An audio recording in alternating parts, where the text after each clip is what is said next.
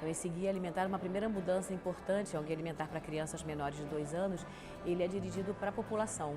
Ele não fala para o profissional de saúde, como é o guia que está vigente atualmente, né? E ele não fala para a mãe, ele fala para a família, ele fala para a rede de apoio que cuida dessa criança.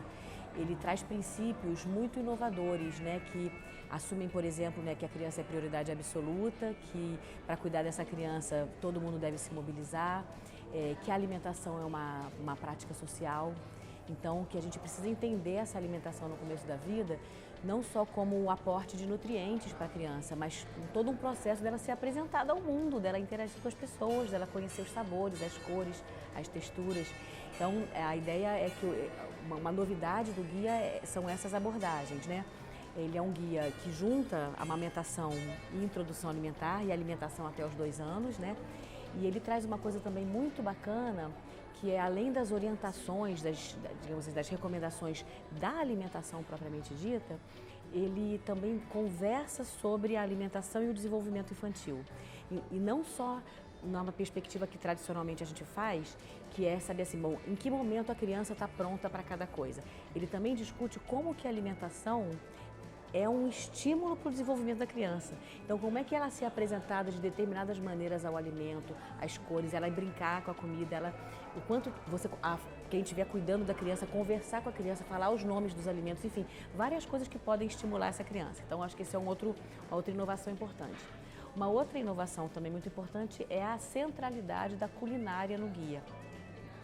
A gente entendendo, né, que o que a gente defende é que essa criança seja introduzida a alimentação complementar através de alimentos in natura e minimamente processados, a culinária é imprescindível, né? E essa ideia de que a criança pequenininha tem que comer quase igual comida de doente é uma coisa que a gente quer superar. E de que tem que ser uma coisa super rígida de quantidade, a gente também quer superar. Então, a culinária ela tem um capítulo dedicado, né, à culinária, mas o assunto permeia todo o guia. E não só o como fazer, mas outras coisas que a gente hoje reconhece como compondo as habilidades culinárias. Por exemplo, planejar, ter os ingredientes em casa. Várias dicas importantes que a gente hoje percebe que famílias que têm crianças pequenas, famílias que são feitas com pessoas jovens, muitas pessoas não têm essa experiência culinária prévia, né? Não herdaram isso da sua família. Então a gente acha que o guia tem essa função também, né, de contribuir para que a família aproveitar a chegada de uma criança para todo mundo comer melhor, aproveitar a chegada de uma criança para aprender a cozinhar, por exemplo. Eu acho que tem uma coisa muito importante, uma mudança muito importante, que é o alinhamento desse novo guia para crianças ao guia alimentar da população brasileira, né? Que é assumir a discussão do nível de processamento dos alimentos e o propósito como um norteador da forma da gente entender a comida. Então, a gente está fazendo isso no Guia da Criança e está, então, reconhecendo que alimentos ultraprocessados não devem fazer parte da dieta da criança até 2 anos. E aí, isso é uma coisa muito importante em termos de saúde pública, não só para a orientação alimentar, o manejo alimentar em âmbito domiciliar, uma orientação que um profissional de saúde possa dar para a família, mas também pensando o guia como um indutor de políticas públicas. Então hoje a gente, assim como a gente tem conseguido trazer o debate do Guia da População Brasileira como indutor de políticas públicas, a gente quer a mesma coisa com o Guia da Criança. Em que sentido? Por exemplo, hoje a rede de educação infantil, diante do novo guia, como que ela se repensa em termos de como ela se organiza, dadas as novas orientações do guia? A gente tem uma expectativa de que ele traga um impacto para a saúde pública no sentido dele promover uma forma de pensar a comida de criança de uma outra maneira, entendendo um elemento fundamental também da criança como protagonista desse processo. Então, eu acho que tem uma mudança muito importante que tem um impacto na saúde pública e particularmente na atenção básica, que é posicionar a família e a criança como protagonistas do processo e não o profissional de saúde. A universidade ela é imprescindível no processo todo, ela foi imprescindível na concepção do guia, na elaboração. Esse guia foi escrito a muitas mãos, foi um processo muito coletivo, com muitos pesquisadores de muitas universidades. Então, a primeira contribuição política da universidade é construir orientações confiáveis, livres de conflitos de interesses, né? Que a população possa acreditar. Hoje, muitas pessoas procuram em diversas fontes informações de como alimentar seus filhos. Algumas fontes são confiáveis e outras não. E a população tem dificuldade de discernir. Então, a gente tem uma fala oficial que possa trazer essa informação confiável é fundamental e a universidade é imprescindível para organizar as evidências que fundamentam, os princípios que fundamentam essas orientações de uma maneira compreensível, né? Então, acho que esse é o primeiro ponto no sentido da formulação do guia. No sentido da implementação, a universidade é um ator fundamental na formação dos profissionais, né? Na formação, quando eles estão na graduação, e na formação continuada, na sua função social de parceria com a gestão pública, de manutenção, de formação permanente. Então, a universidade ela tem um papel de conseguir reverberar esse guia, né? Difundir o guia, as mensagens do guia, né? E mais, né? Fundamentar as políticas públicas inspiradas na abordagem do guia. Então, a universidade eu vejo como um ator imprescindível hoje para que esse guia vire realidade. Quanto mais a gente estuda, mais a gente descobre que esse começo da vida, ele define o futuro dessa criança. E a gente hoje fala, né, do período que pega desde a gestação até os 2 primeiros anos de vida como um período, uma janela de oportunidade para muita coisa dar certo ou não. Então, eu acho que uma coisa muito importante é a tomada de consciência de que cuidar muito bem desses 2 primeiros anos de vida significa muito mais do que os 2 primeiros anos de vida. No caso da alimentação, além da questão do desenvolvimento, do crescimento, tem a questão da formação do gosto, do paladar, que é decisivo. A criança está ainda formando o seu sistema neurológico, ele está sendo amadurecido nesse período. A gente não sabe quão nocivos são, por exemplo, alimentos ultraprocessados, cheios de aditivos, adoçantes, né? Qual é o efeito disso? Ninguém sabe. Essa geração que está se alimentando dessa forma hoje no mundo não virou adulto e velhinho ainda. E a gente não sabe o que vai acontecer. Então, acho que o sentido do alerta, da precaução, né? Então, não só de oferecer para a criança o que é o melhor, mas proteger a criança do que a gente não sabe sobre a nocividade, muito do que a gente sabe foi testado ou em animais ou em pessoas mais velhas, não nessa faixa de idade, né? Então, além da questão da nocividade, digamos, clínica, bioquímica, tem essa questão da formação do gosto. Eu costumo dizer que quando a gente oferece para a criança só os alimentos ultraprocessados, ou eles entram muito cedo na vida da criança, é como se a criança tivesse uma paleta de cores e ela abrisse mão das cores pastéis, ela fica só com as cores fortes, que são os sabores muito fortes. Então, daqui a pouco ela não acha cenoura doce mais, porque ela está preparada para sentir um doce muito mais doce do que a natureza oferece. Então, proteger a criança nesse período e oferecer para ela, né, o que a natureza oferece de sabores e cores e texturas é uma maneira muito importante de iniciar a alimentação da criança. Então, acho que essa questão da importância é a gente tomar consciência da centralidade desse período na vida e dos riscos que a gente pode estar expondo a criança por negligência, por falta de conhecimento. A nossa permissividade é fruto da nossa ignorância. Então, acho que tomar consciência disso acho que é fundamental. O guia ele é um defensor enfático da amamentação por 2 anos ou mais, é uma mensagem central. O guia ele tem como resumo, mensagem de resumo, 12 passos para alimentação saudável.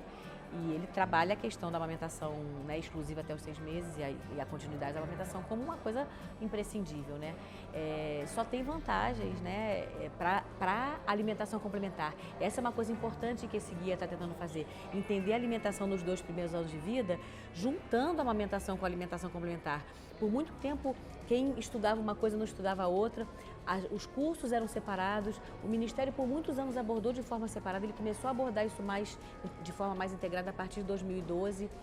Então, ainda é uma novidade, esse guia busca consolidar essa abordagem integrada, né?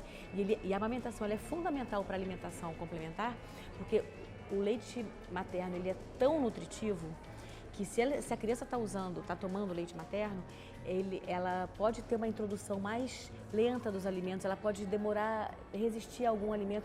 E a mãe está tranquila porque ela está recebendo leite materno, né? Então, esses alimentos são complementares, eles não devem substituir o leite materno, eles vão complementando até no processo de transição lenta, até eles realmente ocuparem todo o espaço. E tem uma outra coisa fundamental do leite materno. Ele apresenta os sabores para a criança através da alimentação da mãe. Então, uma criança que não toma leite materno, toma qualquer outro tipo de leite que não seja o materno, ela tem o gosto igual do começo ao final da mamada, ela tem sempre o mesmo gosto, independentemente da alimentação da mãe. E quando a criança toma o leite materno, ela é apresentada aos sabores, isso é maravilhoso, né? Quer dizer, ela começa a ser apresentada de uma maneira super paulatina em função da alimentação da mãe. Então, o aleitamento materno é importante por tudo que ele é em si e porque ele prepara melhor a criança para a alimentação complementar. Eu acho que é muito importante os profissionais se apropriarem das mensagens do guia.